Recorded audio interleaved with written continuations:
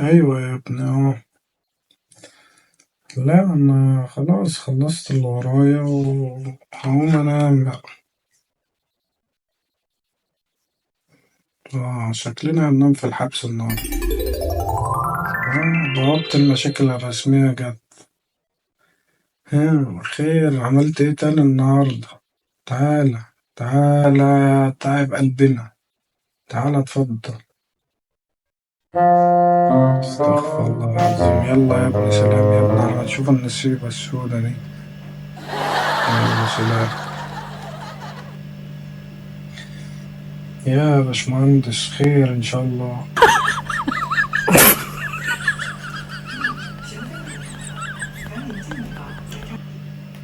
شوف، انا رحت حديقة الحيوانات النهارده. امك، يعني انت سبت الدنيا كلها ورايح لحديقة الحيوانات؟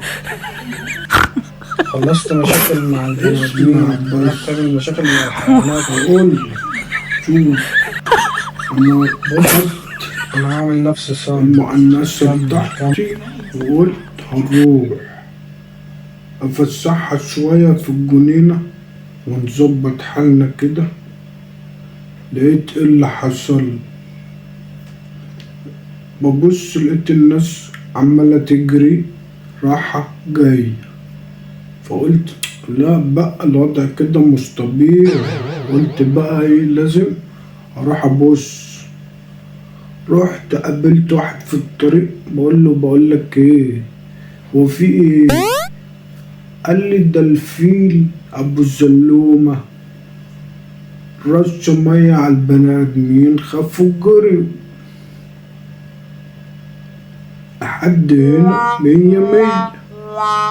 اسكت انا بقى، عارف اخوك بقى وسام بطول على الطول، خلص على طول. قمت جاي رايح هناك لحد الفيل، لقيت جنبه ايه بقى، جردل حلو كده. قمت جاي ملي مية وعينك ما تشوف الا النور. رحت لحد الفيل، هوب، السلومة بتاعته اللي قدام دي، وخلانا انا والجردل واحد. انا والجردل في قلب بعض هناك.